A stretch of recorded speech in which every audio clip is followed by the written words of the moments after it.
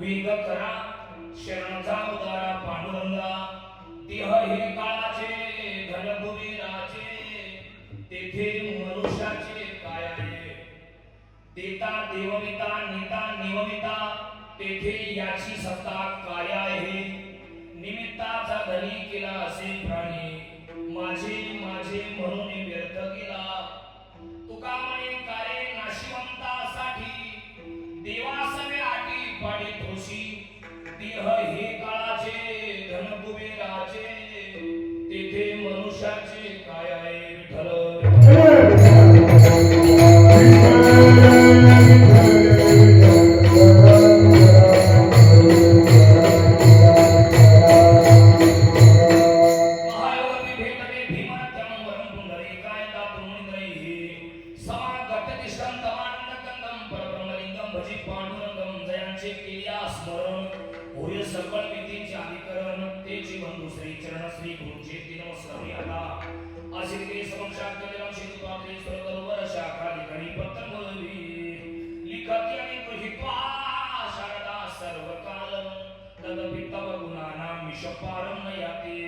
नमस्ते शारदे देवी सरस्वती मती पदे वसत्वं मम जीवाग्ने सर्व विद्या प्रदा भव सेवेला गी सेवक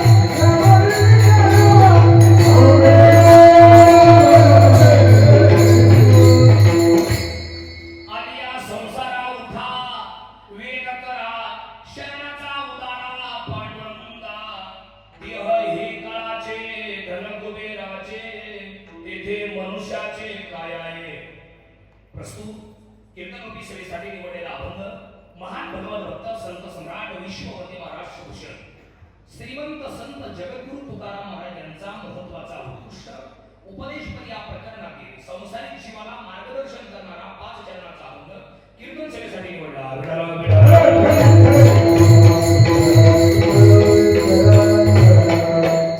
या अभंगाला या कीर्तनाला या सेवेला सुरुवात प्रारंभ करण्यापूर्वी थोडासा परिहार देणं गरजेचं आहे महत्वाचा कशा निमित्ताने हा कार्यक्रम आहे सर्वांना ज्ञात आहे माहिती आहे कल्पना आहे तरी पण सांगणं हे सांगणाराचं किंवा वक्त्याचं आद्य कर्तव्य ठरत असतं या न्यायालय परमादरणीय मातुश्री गंगा भगीरथी जनाबाई महाराजी जाधव या आईच्या प्रथम स्मृती दिनाच्या निमित्तानं प्रथम वर्ष श्राद्धाच्या निमित्तानं प्रथम पुण्यस्मरणाच्या निमित्तानं प्रथम पुण्यतिथीच्या निमित्तानं घडवून आलेला आणि घडवून आणलेला भव्य दिव्य स्वरूपाचा हा 1 दिवसाचा कीर्तन उत्सव कीर्तन सोहळा नाम यज्ञ नाम उत्सव मोठ्या आनंदात प्रेमानं मिळून मिसळून खेळीमेळी वातावरणात आणि शोकाकुल वातावरणात या ठिकाणी संपूर्ण होतो आहे शोकाकुल वातावरण म्हणजे आई जाण्याचं दुःख आहे आणि आनंदाचं वातावरण का तर आईला शेवटचा निरोप भगवंताच्या आणि ज्ञानोबा तुकोबांच्या जे घोषात देण्यात येतो आहे आणि म्हणून उत्साहाचं वातावरण अतिशय गोड नियोजन या ठिकाणी आपण सर्व मिळून केलेलं आहे सर्व जाधवांना आणि जाधवांच्या पाहुण्यांना मनापासून धन्यवाद देतो अतिशय गोड लॉन्स तुम्ही बुक केला फार छान आईने शेवटपर्यंत हाडाचे काढत रक्ताचं पाणी नेत्राचे तेव्हा हाताचा पाळणा करून लहानची मोठी केली मुलं त्यांना त्यांच्या मार्गाला लावून दिलं आणि आईने जगाचा निरोप घेतला तर त्या आईचा शेवट सुद्धा गोडच झाला पाहिजे हा उदात्त हेतू मनामध्ये बाळगून सर्व जाधवांनी हा मंजुळा लॉन्स या ठिकाणी बुक केला उभ्या महाराष्ट्राला पूज्य झालेले कमी वयात आणि कमी काळात महाराष्ट्रभर नाव असलेले संगीत अलंकार संगीत विशारद थोर गायनाचार्य नाशिक जिल्ह्याचं वैभव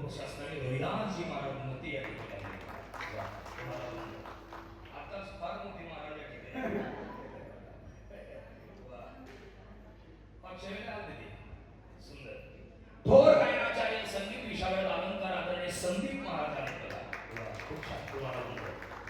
गोड गायनाचार्य मी बघा मागच्या वेळेला कीर्तनात बोललो तो 80 वर्षाचा जवान आहे. थोडासा कमी जास्त होईल. 86 वर्षाचा जवान बघा आपल्या गावातले. बाबांना वंदन करतो चंद्रबाबांना. आणि संत ज्ञानेश्वर माऊली भजनी मंडळ गावातलं अतिशय सुंदर आहे, फार सुंदर आहे. कोणीच कवी नाही यांच्यामध्ये, एकापेक्षा एक गायक आहेत सगळ्यांमध्ये. तुम्हाला सर्वांना वंदन करतो. बाबा तुम्हालाही वंदन करतो, वसई बाबा तुम्हालाही वंदन करतो, राजाराम बाबा तुम्हालाही वंदन करतो, बसलेले सगळे माझे वडील काही मंडळी तुम्हाला वंदन करतो. दादा तुम्हाला वंदन, आई सगळ्या माझ्या बहिणी आणि आईसारख्या तुम्हाला सर्वांना वंदन करतो. थोर मदंगाचार्य त्यांनी पण कमी वयात आणि कमी काळात आपलं नाव लौकिक केलं आहे. परम आदरणीय श्री संत शिवराम बाबा मस्कर बाबांच्या कृपाछत्राखाली वाटलेले परम आदरणीय शिवम महाराज तुम्हाला वंदन करतो. स्वामी कृपा प्रसाद युट्यूब चॅनल चिन्मय दादा तुम्हाला वंदन. इकडे विश्वगुरु युट्यूब चॅनल आमचे संदीपराव मिंदे या ठिकाणी आहे. गोड साऊंड त्यांची आई जय साऊंड सिस्टीम तुम्हाला वंदन करतो. अतिशय गोड आहे, तर नॉन्स मध्ये साऊंड लागत नाही. तर मागच्या वेळेला तुम्ही साऊंड चांगला लागला होता आणि याही वेळेला साऊंड चांगला लागला. याचा अर्थ आम्हाला कीर्तन करण्यात जास्त ऊर्जा खर्च करण्याची गरज नाही. आणि संदीपरावला सांगायची गरज नाही की तो विकोदी आहे, आवाज कमी करा, इथं वाढवा. त्यांना सांगावं लागत नाही. त्याचे आता प्रवीण झाले. सुरुवातीला गडबड व्हायची पण आता एकदम चांगलं झालंय तुमचं. आहे की नाही? तुम्हाला वंदन करतो. तुमच्या साऊंडला उदंड आयुष्य करू अशी प्रार्थना. सगळ्यांना एका मनोभावे वंदन करून कीर्तनाला सुरुवात करतो.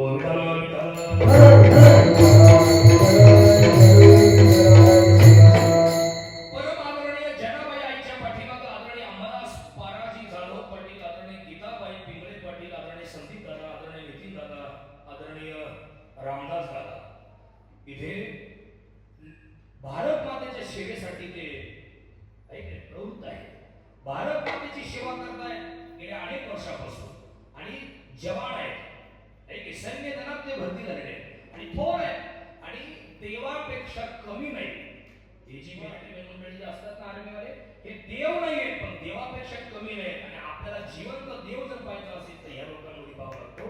अशा आदरणीय रामदाससाठी तुम्हाला वंदन करतो. सुशीलाताई तुम्हाला वंदन, सतीशराव, उषाताई, गणेश दादा सर्वांना वंदन करून कार्यक्रमाला सुरुवात करते. ताट बसा, 12 वाजता कीर्तन थांबवायचं. सर्वांनी मंडळ नाही का विडाला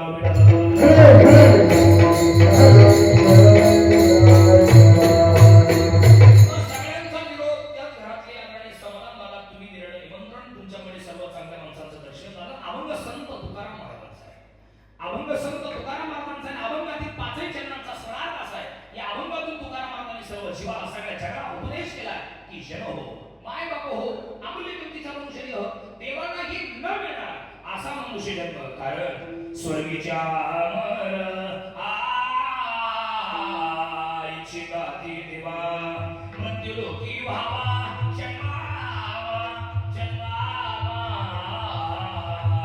नारायण नामे ओ जीवन मुक्त. स्वर्गातले लोक या ह्याची अपेक्षा करतात पण त्यांना ही न मिळाला असा मनुष्य जन्म आपल्या सर्वांना मिळालाय. आणि म्हणून तुकोबांनी या मुलाची सुरुवात केली. महाराज म्हणले प्रत्येकाला एक दिवस जायचंय बरं का, प्रत्येकाला एक दिवस जायचंय. कोण कधी जाईल याचा भरोसाच नाही. आणि त्यापेक्षा एक काम करा, मरायच्या अगोदर एक काम करा. उठा, वेग करा, घाई करा, तातडी करा आणि उठून काय करा, शरण जा, उदारा पांडुरंगा. देवाला तुम्ही शरण जा. बरं देवाला शरण का पाहिजे सगळ्या आई? हा देह कामाचा आहे आणि धन मध्ये पैसा कुबेराचा आहे. तेथे मनुष्याचे काय आहे बाबा? इथं दोन अर्थ लागतील बघा. देह हे काळाचं धन आहे आणि पैसा कुबेराचा आहे, हा एक अर्थ लागेल. आणि देह हा काळाचा आहे आणि धन कुबेराचं आहे. तेथे मनुष्याचे काय आहे? देणारा देव आहे आई, देणारा देव आहे, नेणाराही देवच आहे. त्याच्या मनात जर आलं ना, सगळे जाधव आणि जाधवाचे भावने त्याच्या मनात आलं तर राजाचा रंग करतो, रंगाचा राजा करतो, आहे का नाही? आणि दोघांचं काय करतो ते पण झालं भाऊ. मुख्यमंत्र्याचा उपमुख्यमंत्री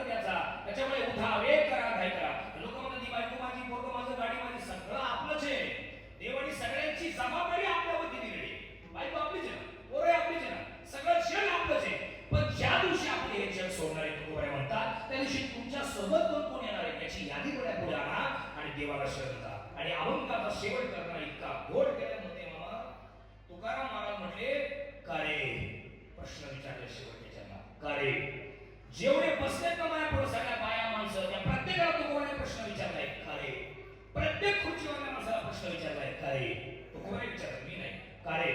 नाशिवंतासाठी बायको नाशिवंत, घर नाशिवंत, गाडी नाशिवंत, सगळं शेण नाशिवंत आहे. याच्यासाठी रात्रंदिवस कष्ट करतो, डेरा ड्युट्या करतो, रात्रंदिवस काय काय करतो, प्रयत्न करतो.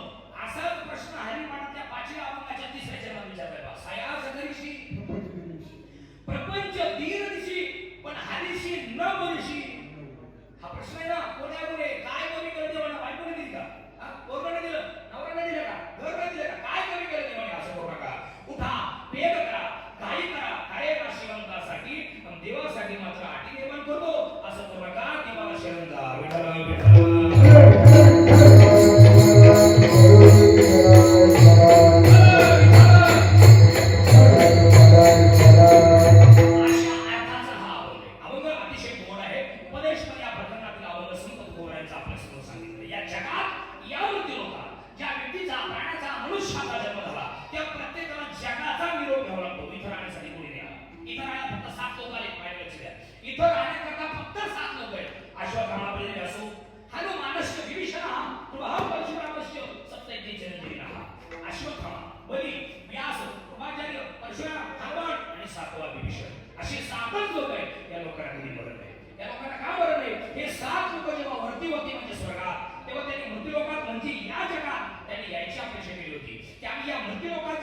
भगवंताचं भजन कीर्तन स्मरण चिंतन आम्ही करू आणि आम्ही आमच्या जीवनाचा उद्धार करू. म्हणून ते 7 लोक या मृत्यू लोकात आले, त्यांचा उद्धार झाला. त्यांनी सांगितलं आता आम्हाला नाही आम्हाला जन्म मरावी लागत.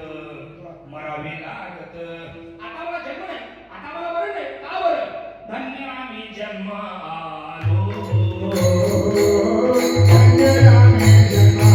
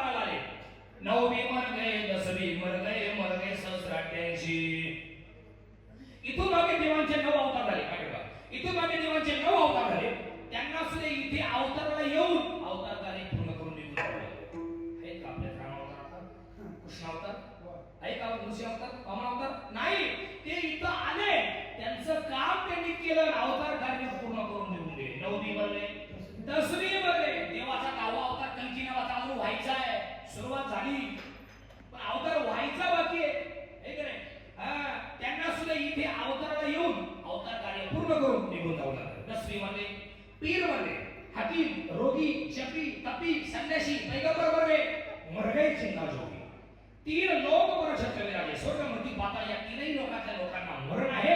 इथं राहण्यासाठी कोणी आले कहत कबीरा सोबी वर्गे रहत कौन विचारे इथं राहायला आलाय कोण इथं राहायला कोणीच आलं नाही है का नाही फक्त एक नाही मूळ आले आले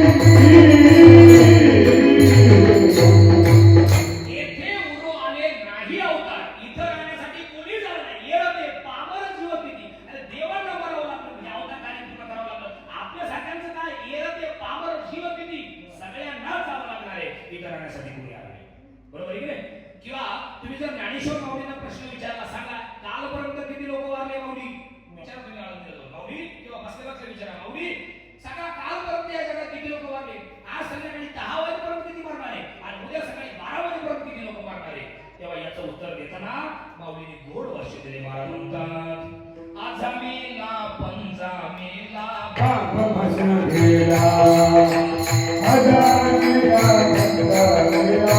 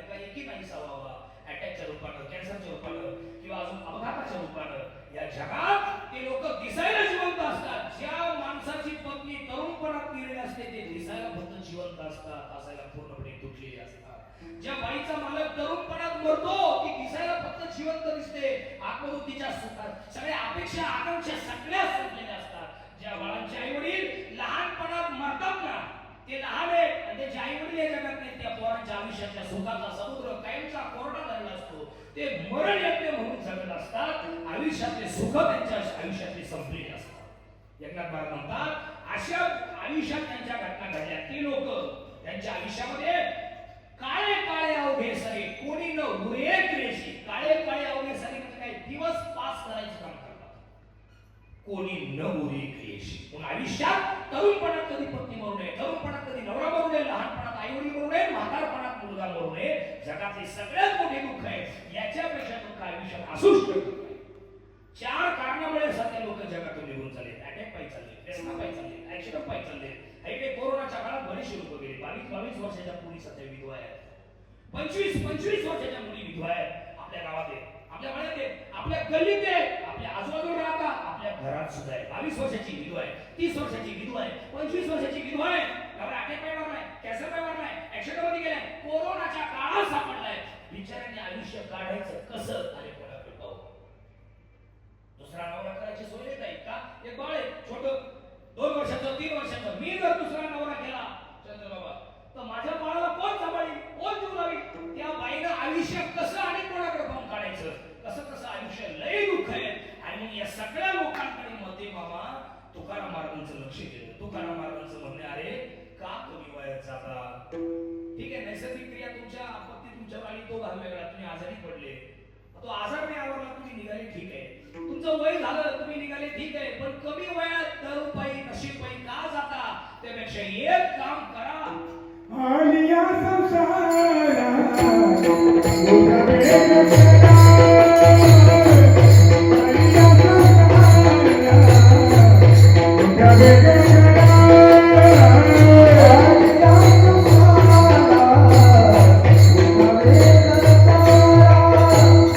आलिया संसारात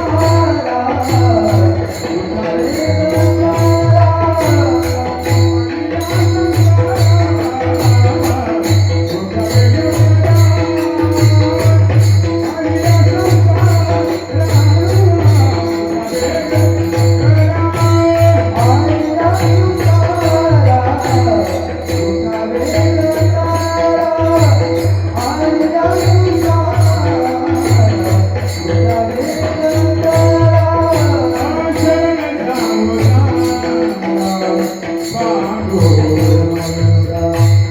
आलिया संसारात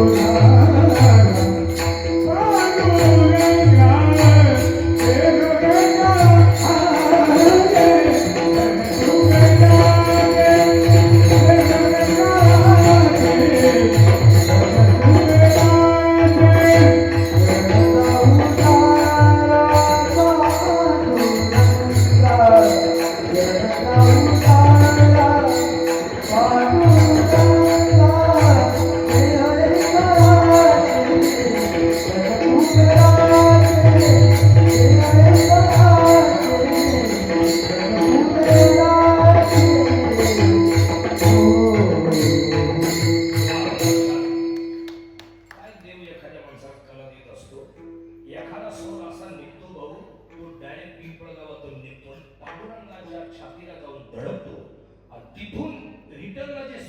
वेग महाराष्ट्रामध्ये अनेक दिग्गज गायक आहेत, खूप आहेत, संगीत अलंकार आहेत, विशाल आहेत. नाशिक जिल्ह्यात एकमेव माणूस आहे, आदरणीय गुरुदास महाराज होते. हे आपलं भाग्य आहे. अभंगाच्या पहिल्या चरणात तुकाराम महाराजांनी उपदेश केलाय. संत ज्ञानेश्वर माऊली भजनी मंडळ, उठा, वेग करा, घाई करा, तातडी करा. का? पुढल्या क्षणापर्यंत आपण जिवंत राहू याची गॅरंटी नाही. म्हणून क्षणक्षणा हाची करावा विचारे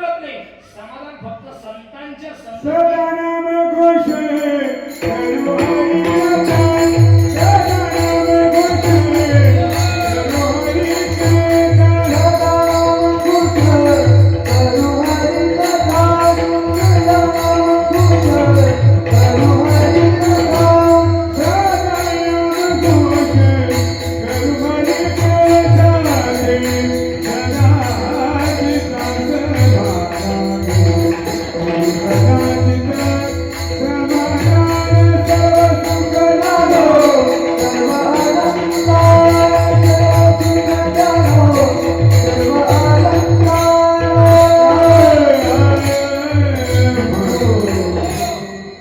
नामस्मरण केल्यानंतर दादा तेने सदा चित्ता असावा.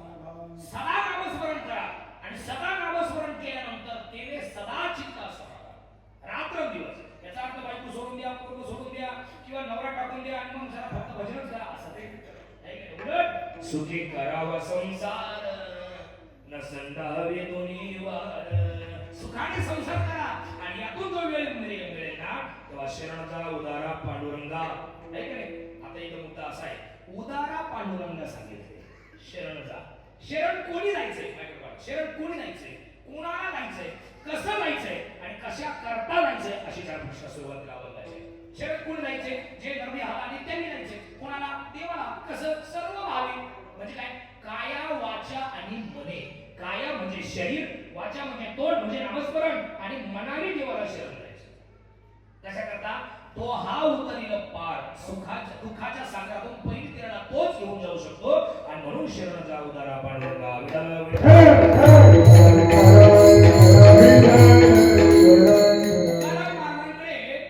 एक तरुण मुलगा 20-22 वर्षाचा आणि त्याने तुकाराम महाराजांना प्रश्न विचारला, महाराज मी पिंपळगाव खामचा आहे, काल सकाळी आलो मी जाधवांच्या कार्यक्रमाला पुढे बसलो होतो. माझं असं म्हणणं ते तुम्ही काल काय म्हणले शरणचा उदारा पांडुरंगा का बरं देवाला शरण जायचं? महाराज म्हणले किती वर्षाचे तू? म्हणले 22. काय काम करतो? काही नाही, बोलणं देतो.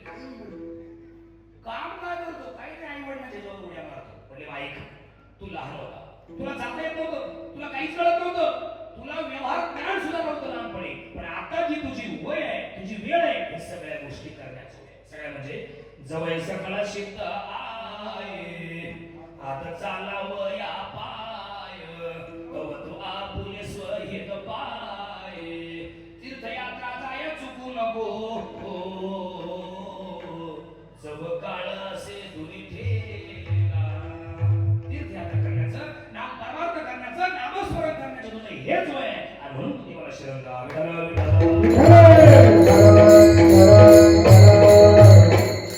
आदरणीय चंद्रबाबा तुमच्या वयातले एक म्हातारे बाबा तुकाराम महाराजांकडे गेले.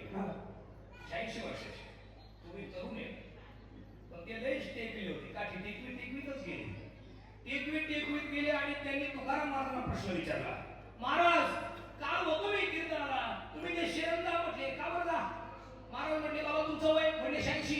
काय काम करता? म्हणजे काहीच नाही. काय करू शकता? म्हणजे काहीच नाही ना, मला चालता येत नाही, बोलता येत नाही, काहीच नाही, थोडं थोडं बोलतोय आणि तुमचं ते काल कीर्तन ऐकलं म्हणून आलोय. शरण जा पण का? म्हणले बाबा ऐका, तुमचं या वयात तुम्हाला आता काहीच करता येत नाही ना, तुम्ही एकच काम करा, कुठंच जाऊ नका, एका जागेवर बसून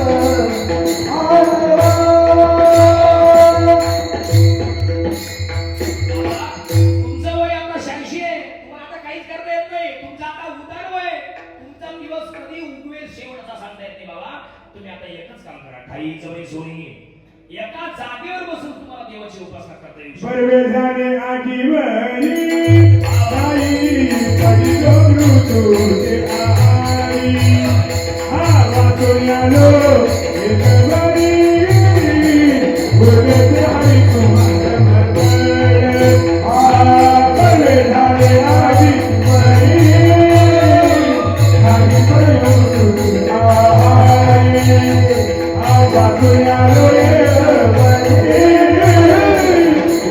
Hare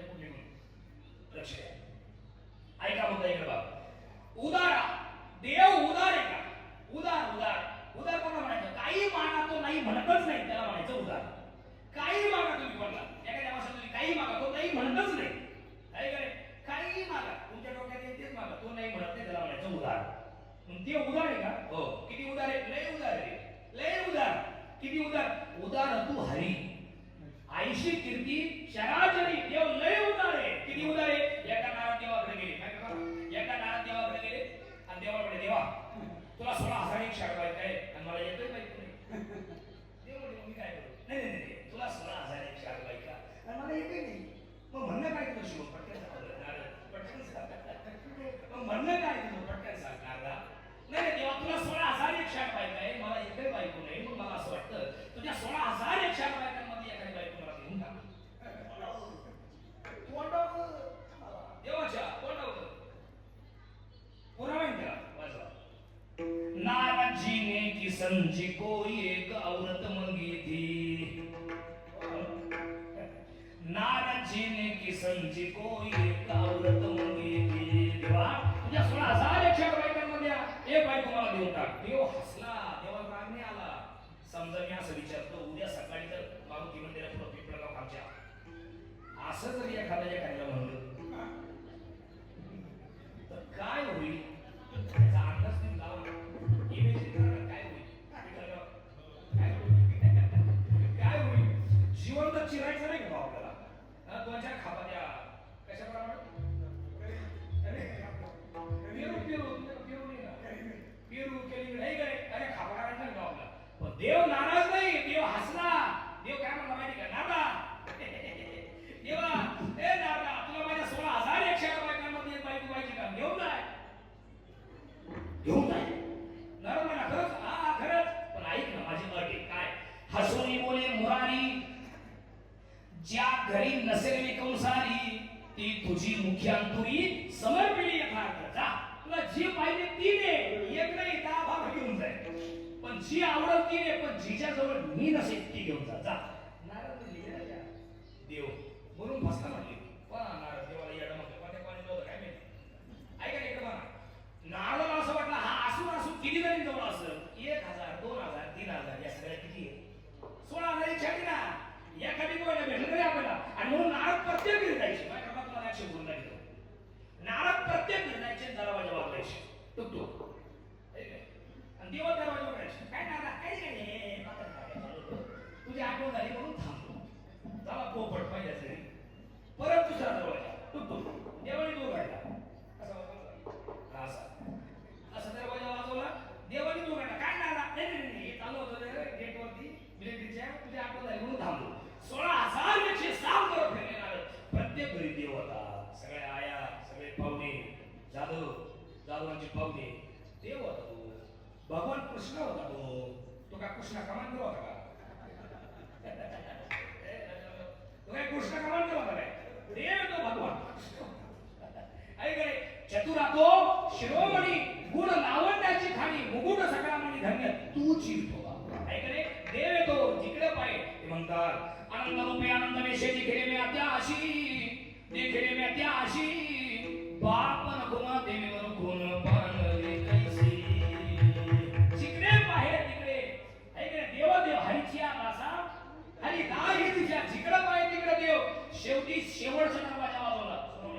शेवटचा दरवाजा वाजवला देवानीच उघडला. काय लावली मस्करी नारदा सांगा पटकन टाइम झाला तुमची चर्चा बाकी आहे. नाही देवा काय नाही तुझे पाय कोणी दाखव. दिलीने तो भाग वेगळा पण नाही म्हटले नाही हा त्याचा अर्थ.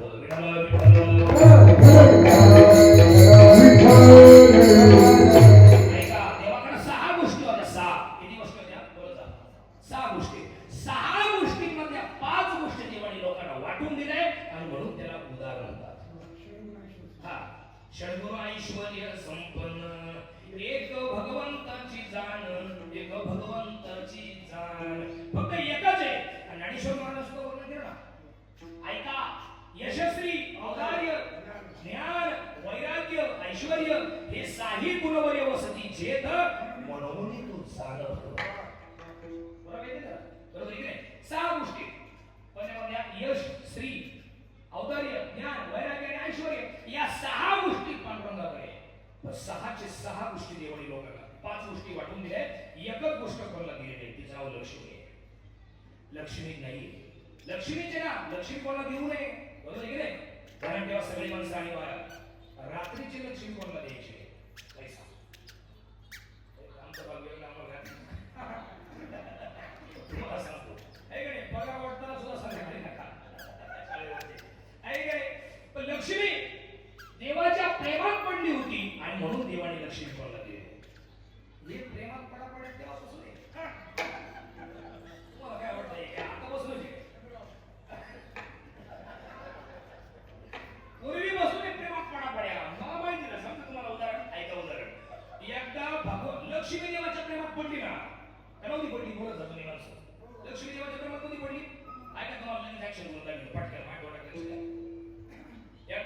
महाविष्णू निवांत सिंहासनावर बसले होते क्षीरसागरात. एकटेच होते, बाजूला कोण नव्हतं, एकटेच बाबा बसले. आणि तेवढ्यात लक्ष्मी आली. काय करता ना, लक्ष्मी देवाकडे आली. देवा म्हणजे देवा मला तुमच्याशी लग्न करायचे. देव म्हटले क्या बोलती तू? अगं मला 16,000 शर्ट माहित आहे, त्याला कुठे देऊ सोडू? आणि तू झाली परत काय झालं लग्न करा या जन्मा शक्य नाही. देवाने पाठ फिरवली. लक्ष्मी परत पुढून आली. मला तुमच्याशी लग्न करायचं. देवाने परत पाठ फिरवली. लक्ष्मी परत पुढून आली. मला तुमच्याशी लग्न करायचं. देवाने परत पाठ फिरवली. लक्ष्मी परत पुढून आली. मला तुमच्याशी लग्न करायचं. असं 10-12 वेळेस झालं. असा राग आला देवाला. देव म्हणजे लक्ष्मी तू किती प्रयत्न केला तरी या जन्मात मी तुला माझी बायको म्हणून स्वीकारणार नाही. आणि तुला जर लईच माझ्याबरोबर राहायची इच्छा असेल ना लक्ष्मी, तर तुला माझ्या पायाची सेवा करावी लागेल. पाय लक्ष्मीचे हाती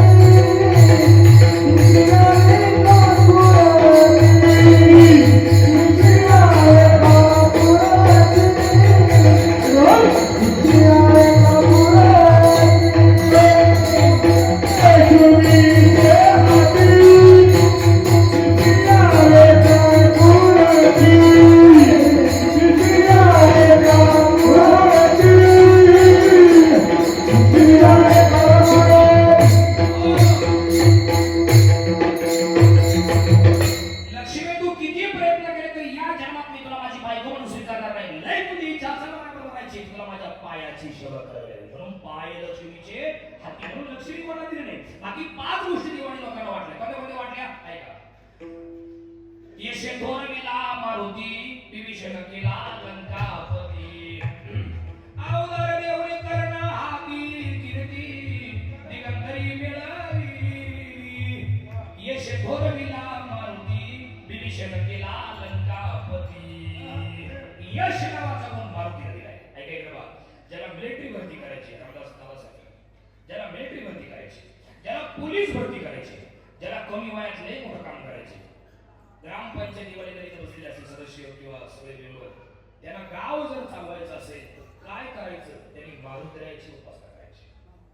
हो, कोणाची उपासना करायची? मारुतीची. का बरं?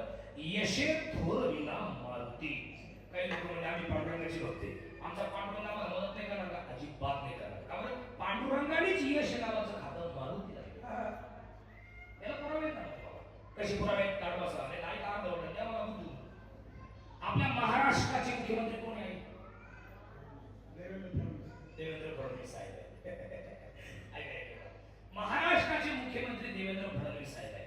माझ्या लक्ष द्या, आणि फडणवीस साहेबांनी जेव्हा मुख्यमंत्री पदाची शपथ घेतली, त्यांची नेते मंडळी अशी समोर बसवली आणि खाते वाटप सुरू केले. तुम्ही आदिवासी विकास मंत्री, तुम्ही आरोग्य मंत्री, तुम्ही वन औषधी अन्न मंत्री, बरोबर, तुम्ही शिक्षण मंत्री. आता मला खरं सांगा, बारकाईला बोला, तुम्ही लक्ष द्या. जर शिक्षणासंदर्भात जर तुम्हाला काही काम असलं तर मला जावं लागेल. शिक्षण मंत्री जावं लागेल ना.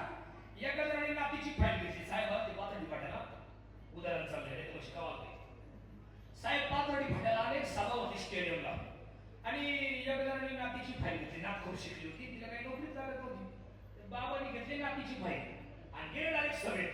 ते स्पॉन्सर आडवायला लागले. ते म्हणे बाबा तुला मला साहेबांशी काम आहे. साहेब ए माझ्या नातलं शिकली पुढे ते बाकीचे पोलीस लोक आडवायला लागले. साहेबांनी पाहिलं. साहेब म्हणे बाजूला बाजूला बाबा पुढे या. काय म्हणणे तुमचं? फडणवीस साहेब म्हणे काय म्हणणं काय तुमचं? काय नाही बाबा. साहेब ए माझी नातलंय शिकली, हिला काही नोकरीच लागत नाही. बघा तुम्ही काही चाललं. बाबा तुम्ही तुमच्या नातीची फाईल घेऊन शिक्षण मंत्र्याकडे जा, ते तुमचं काम करतील. आपण तुम्ही मुख्यमंत्री ना. बाबा मी जरी मुख्यमंत्री असलो तरी पण ते शिक्षण खातं मीच त्यांना दिलंय. तसं तुम्ही जरी पांडुरंगाचे भक्त असले तरी पण यश नावाचं खातं पांडुरंगानेच मारुतीला दिलेलं आहे. आणि म्हणून मारुतीची उपासना करा. यशे थोरविला मारुती. मारुतीराय जिवंत आहे, आजही जिवंत आहे. ध्यानात ठेवा. जागृत जर कोण असेल आज तर मारुतीराय.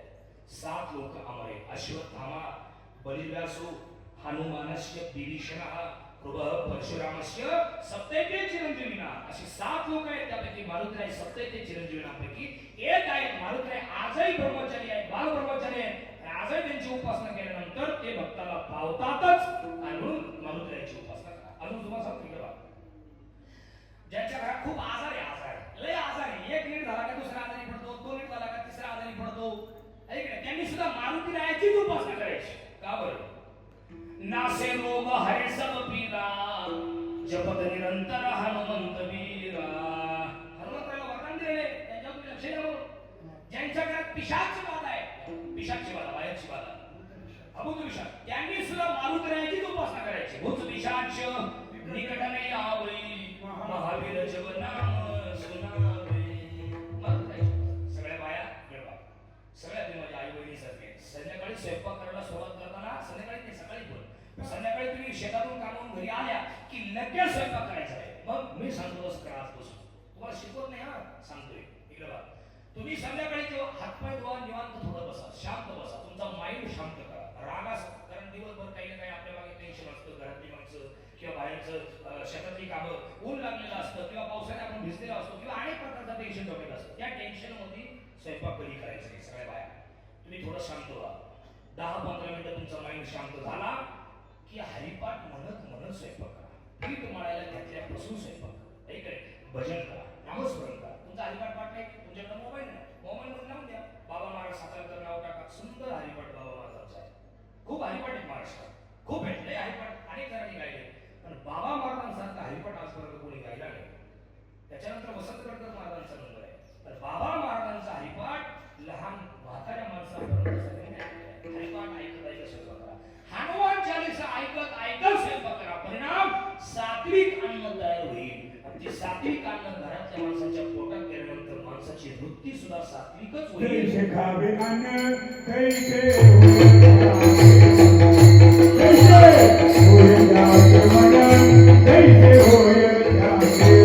कैसे होए त्याचे मन, कैसे होए त्याचे मन.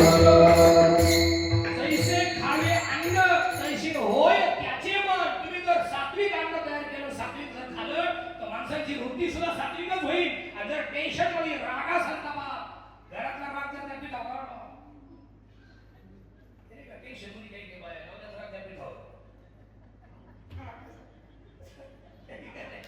तो माणसाची तुम्ही रागासारखा बस संपा केल्यानंतर जो ते अन्न खाईल त्याची वृत्ती सुद्धा कशी होईल, तामशी होईल. अजून काय शब्द त्याला, राक्षसी वृत्ती तयार होईल. परिणाम घरात भांडणं सुरू होतील, विकत पडलं, आळणी झालं, ती काही असलं, अशा काही ना काही गोष्टी होतील. भजन करत करत स्वयंपाक करा. जैसे खावे अन्न तैसे होय त्याचे मन.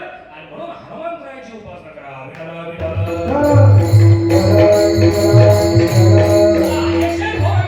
विभीषण केला लंकापती, ऐकले म्हणून देवाला शरण जा. बरं, देवाला शरण का जायचंय? देवळे काळाचे धन कुबेराचे, देवळे काळाचे धन कुबेराचे,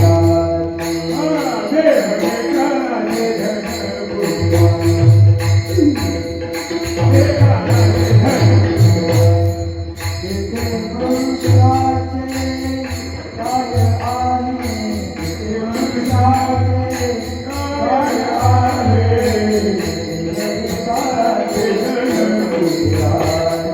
कुबेराचे,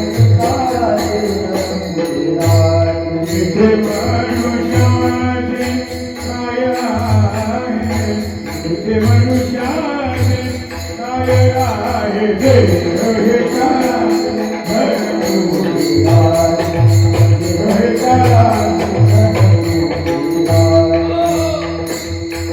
देवाला शरण का जायचंय? देवाला शरण का जायचंय? देह हा काळाचा आहे, धन कुबेराचा आहे, ते मनुष्याचे काय आहे. रोज देवाची उपासना करीत आहे. इकडे बघा, देव या जगात दिसत जरी नसला तरी पण या जगात देव आहे ना. काय करा तुम्ही इकडे बोलू नका, इकडे लक्ष द्या. देव दिसतच नाही या जगात. तुम्ही कोणी देव पाहिला का? कोणी पांडुरंग पाहिला नाही? कोणी पाहिलं का हनुमंतरायाला? देव दिसत नाही, पण त्याची एक निष्ठेने उपासना केल्यानंतर भक्तावर संकट आलं की तो बरोबर येतो, कोठे न दिशी पाहता. पण संकट आल्यावर उडी घाली आवश्यकता. आणि म्हणून शिवाचा अवतार पांडुरंगा. मुलीचं लग्न झाल्यानंतर जोपर्यंत त्या मुलीला बाळ होत नाही तोपर्यंत त्या मुलीच्या असताना दूध नाही. पण ज्या दिवशी त्या मुलीला बाळ होतं त्याच दिवशी त्या मुलीच्या असताना दुधाची निर्मिती होते. ही निर्मिती ज्याने केली त्याचं नाव देव आहे. कोणी केली बाळा? दुधाची उत्पत्ती वाढवी श्रीपती समेत. स्त्रीला बाळंतपणामध्ये काळा सुरू होता, तुकारामाला म्हटले. त्या काळा सुरू असताना देखील तिच्या असताना दूध नाही. पण ज्या क्षणी तिला बाळ होतं त्याच क्षणी त्या होणाऱ्या बाळाच्या दुधाची तयारी जो करतो त्याचं नाव देव आहे. म्हणून शरणाचा अवतार पांडुरंग. श्रीमद भागवतामध्ये अशी गोड कथा आहे. किती गोड आहे? हत्ती आणि त्याचा छोटा मुलगा हा छोटा हत्ती अशी ती गजाला सरोवरात आंघोळ करत होती. हातीचा पाय धरला मगरीनं मोठे मोठे नारळाची जाती वाचवा मेलो. ती छोटा हत्ती गेला बाहेर पळून पाण्याच्या. ती हत्तीने बाहेर पळाली. हत्ती आरडला म्हणाले रात्रंदिवस तुमच्याकरता कष्ट केले काय डेरे ड्युटे केले मी रात्रंदिवस कष्ट केले ती मला सोडून चालले ते म्हणजे तुमचे तुम्ही मिस करा आम्ही चाललो गेले निघून. रडायला लागला हत्ती. समोर कमळाचं फुल होतं सोंडीनं उपटलं आकाश मार्गाने फेकलं मोठ्याने ओरडला जो कोणी या विश्वाचा मालक असेल त्यांनी जर मला या संकटामधून वाचवलं तर सगळं आयुष्य त्याच्या नाव स्वतः घालवेल. परिणाम भगवान विष्णू आणि लक्ष्मी गप्पा मारत म्हणून मला माहिती भगवान विष्णू आणि लक्ष्मी गप्पा मारत होते. तेवढ्यात ते कमळाचं फूल पायावर येऊन आदळलं आणि भगवानचा बापले कोण आहे अंतर्दृष्टीने पाहिलं गजेंद्र माझा संकटात सापडलाय आणि यांनी कधी आजपर्यंत माझं भजन नाही केलंय पण तो त्यांनी माझं उपासना केली ना मला गेलंच पाहिजे जोरात निघाले भगवान. तेवढ्यात लक्ष्मी लावली का हो झाले भगवान सांगणार होते लक्ष्मी माझा भक्त संकटात आहे गजेंद्र म्हणजे हत्ती पण बोलले तेव्हा लक्ष्मीच्या जवळ होते आणि ती बोलले तेव्हा हत्तीच्या जवळ आले. इतक्या जोरात निघाले आले हत्तीला वाचवलं मगरीच्या तोंडातून बाहेर काढलं वाचवलं जीवदान दिलं. कलवाळू कृपाळू भक्ताला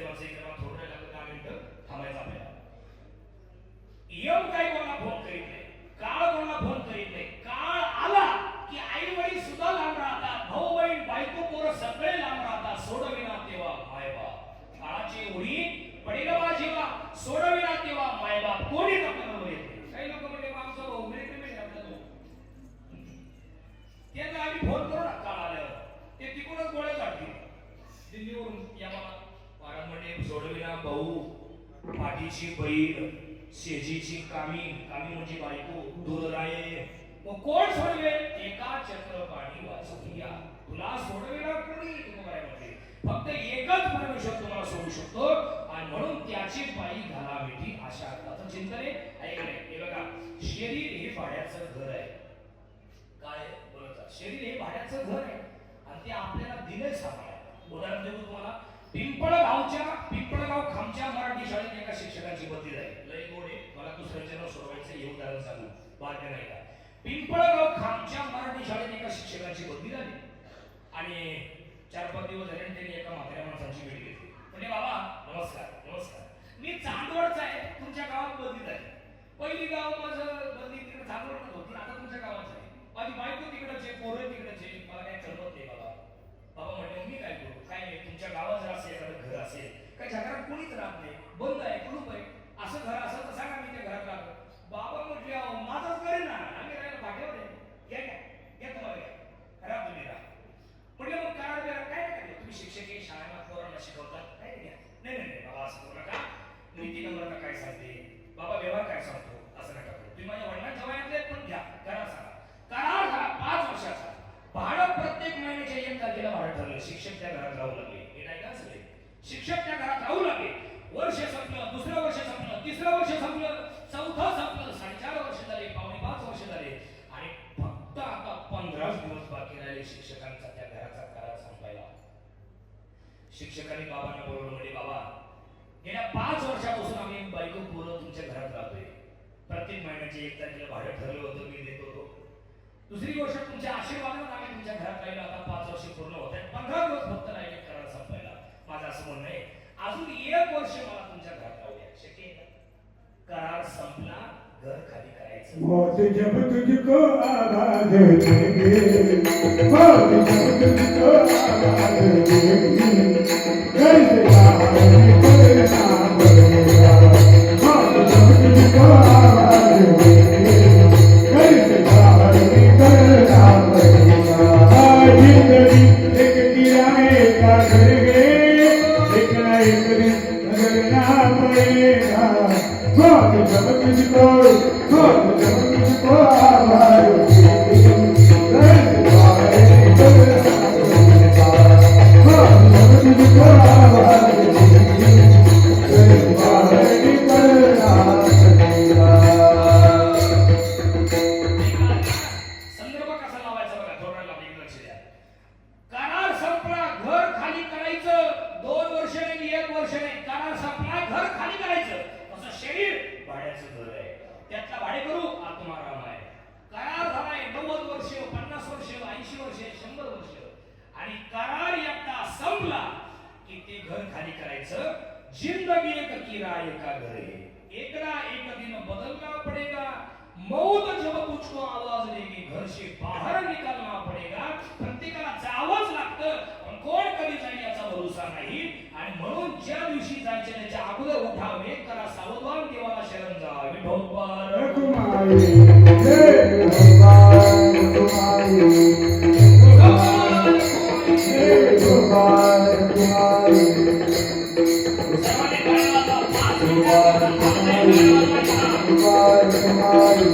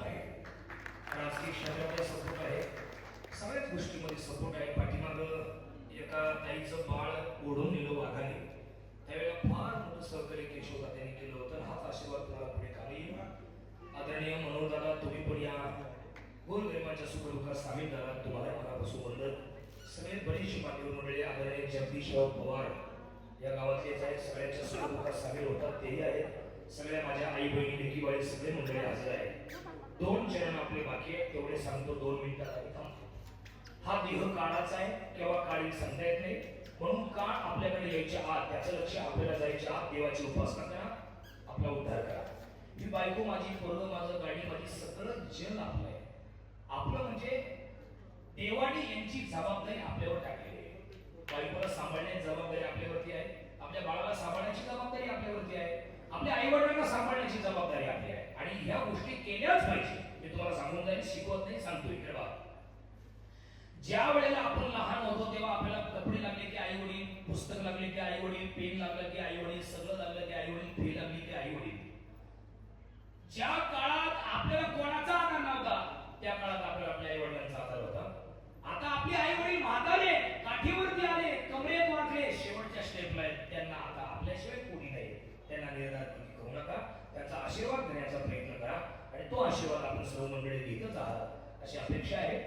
आणि दुसरी गोष्ट, सगळं जग जरी आपलं असलं तरी पण तुकाराम महाराज म्हणले, तुला सोडविना कोणी, त्यामुळे एक काम करा, का आठी निर्माण करता. देवाच्या वचनाला कीर्तनाला चला म्हटले की कमल दुखतं, पाय दुखतो, डोकं दुखतंय, लय जाम म्हणतात. आणि तमाशा म्हणतात की लगेच पुढच्या गाडीला निघतात, मी पेट्रोल टाकतो, तुमची गाडी आहे असं म्हणतात. तिकडं नाही आठी, इकडं गाडी आहे असं करू नका. उठा, वेग करा, घाई करा, तातडी करा, देवाला शरण जा. समाधान कुठल्या बाजारात मिळत नाही. सगळ्या माझ्या आई बहिणी, सगळे माझे वडीलधारी पाहुणे, किती भारी जमले बघा. आकाशाच्या उंचीची माणसं माझ्यापुढे बसले, किती भारी दिसत आहे. पहाडासारख्या विचाराच्या बाया माझ्यापुढे बसले. फक्त 4 गोष्टी सांगतो आणि थांबतो. आयुष्यात खूप समाधानी राहा, खूप समाधानी राहा. समाधान बाजारात मिळत नाही, कुठं विकत मिळत नाही, संतांच्या संगतीतच मिळतं. आणि तुम्हाला संतांची संगत आहेतच आहे. श्री संत आदरणीय, आपण ज्यांना देवापेक्षा कमी मानत नाही असे शिवराम बाबांचा आशीर्वाद आपल्या गावावरती आहे. अशा संतांची संगत आपण करावी आणि आपला उद्धार करावा. एकदा एकनाथ महाराजांकडे एक माणूस गेला. नीट ऐका, समाधान कुठे मिळतं, नीट ऐका, सगळे ऐका, लय भारी. आता तुम्हाला पण भाषा फार सुंदर उदाहरण तुम्हाला बघा, म्हणून दादा तुम्ही ऐका, सगळे ऐका. एकदा एकनाथ महाराजांकडे एक माणूस गेला. हार घेतला, बुक्याची डबी घेतली, पेटाचा बॉक्स घेऊन एकनाथ महाराजांकडे गेला. नमस्कार, नमस्कार, मी पिंपळगाव खामचा जाधव, बरोबर. मला सुख आणि समाधान कुठे मिळेल याच्यासाठी मी आलो. लय वाईट आपल्या आयुष्याला सुख कुठं मिळेल, समाधान कुठे मिळेल, हा प्रश्न उत्तर मला पाहिजे म्हणून तुमच्याकडे आलोय. महाराज म्हटले, सुख आणि समाधान ठेवा बाजूला, पण पुढच्या शुक्रवारी तुम्ही मरणार आहे. असं म्हटल्यावर त्याच्या हातात ती बुके घेऊन खाली पडली, पेण्याचं बॉक्स खाली पडलं. तो तसाच निघून आला, घरी निघून आला पिंपळगावला. रोज सकाळी उठायचा, संध्याकाळी झोपायचा, सकाळी उठायचा, संध्याकाळी झोपायचा. 8 दिवस गेले. गुरुवारी रात्री झोपायच्या टायमाला बायकोला जवळ घेतलं, पोरांना जवळ घेतलं, आई वडिलांना जवळ घेतलं, सांगितलं, पोराव, अरे आजपर्यंत मी खूप दारू पिलो रे. अरे कधी तुमच्या शाळेमध्ये मी कधी पालक म्हणून आलो नाही, मला माफ करा पोराव. बायको, अगं खूप दारू पिऊन तुला त्रास दिला मी. आई, लई तुला त्रास दिला, भर माणसामध्ये अपमान केला. बाबा, तुमचा पण लई लोकांमध्ये मी अपमान केला दारूच्या नशेमध्ये, मला माफ करा. भाऊ, अरे जमिनीहून आपल्या मारामाऱ्या, जमिनीहून आपलं लागलं होतं, मांगावरून आपलं झालं होतं, कोर्टात तुला नेला मी, मला माफ करा भाऊ. सगळं झालं. बायकोला प्रश्न विचारला, का तुम्ही असं बोलतात, आजपर्यंत कधी असं झालं काय? म्हणजे मी मागच्या शुक्रवारी एकनाथ महाराजांच्या बैठकीला गेलो होतो आणि त्यांना मी सुख कुठं मिळेल असं विचारल्यावर त्यांनी मला सांगितलं, पुढच्या शुक्रवारी तू मरणार आहे. आणि त्यांची वाक्य आजपर्यंत खोटे झाले नाही. ते म्हटले होते, पुत्र होईल पित्याचा वैरी. ते म्हटले होते, थोर पर्वत उडून जाती गेले, भैरवे डोकर पोखरले. ते म्हटले होते, बहीण भाऊ दोघांचा घरांचा विवाह लागला. आणि ते आता बोलले मला मागच्या शुक्रवारी की तू पुढच्या शुक्रवारी मरणार आहे. उद्या शुक्रवारी, आज गुरुवार आहे, तुम्ही उद्या कदाचित जाऊ शकतो. महाराजांचं वाक्य खोटं ठरणार नाही म्हणून माफी मागतो. झोपला संध्याकाळी, शुक्रवारी परत उठला. दुपारची 12 वाजले, रात्रीचा 1 वाजला तरी जीवन होतं. बायको म्हटली, भाऊ तुम्ही तर मरणार होते. तू म्हटलं काय झालं मला माहिती नाही. तो उठला, ऐकायला लक्ष ठेवा. शुक्रवारी उठला, झोपला संध्याकाळी, शनिवारी उठला, त्याला वाटलं मी जिवंत आहे अशी त्याची खात्री झाली. हे नाही का समाधान कुठं मिळतं, मी जिवंत आहे अशी त्याची खात्री झाल्याबरोबर त्याने परत नवे कपडे घातले, गाडीत बसला, पैठणला गेला, गोदावरी आंघोळ केली आणि एकनाथ महाराजांचं दर्शन घेतलं. हार गळ्यात घातला, पेड्याचं बॉक्स घेतलं, हातावर पेढा ठेवला आणि महाराजांना सांगितलं, महाराज मी जाधव, मागच्या शुक्रवारी तुमच्याकडे आलतो, सुख आणि समाधान कुठे मिळत यासाठी. तुम्ही मला म्हटलं की शुक्रवारी मरणार आहे, काल शुक्रवार होता आणि शनिवारी मी काय मेलो नाही. महाराज म्हटले की झोड बाजूला, पण तू 8 दिवस काय केलं ते सांग. काही नाही म्हटले, महाराज लय दारू प्यायचो मी, 8 दिवस दारूच पिलो नाही. आता बायकोला लई मारायची, तिला काही मारलंच नाही. पोरं कितीला मला कळलं, शाळेत गेलो, पालक मेळावा घेतला, आनंद साजरा केला. भावाचं नाव जमीन खूप लागलं होतं माझ्या, ती जमीन त्याच्या नावावर करून टाकली. हे तुला मला म्हणायचं ते. त्याच्यानंतर माझं बहिणीला मी लई त्रास दिला, बहिणीला मी जवळ घेतलं, आई वडिलांची माफी मागितली, रोज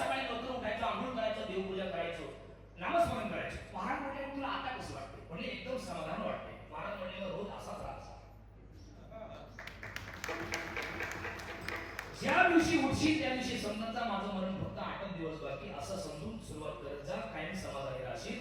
समाधान कुठल्या बाजारात मिळत नाही, विकत मिळत नाही, ते संतांच्या संकटीतच मिळतं. म्हणून संत समागमी घरावी आवडी करावी तातडी परमार्थाची एवढं बोलतो आणि थांबतो. या घरातले सगळं परिवार समाधान दादा त्यांनी दिलेलं मला हे निमंत्रण, त्यांच्या निमंत्रणामुळे चांगल्या माणसांचं दर्शन झालं.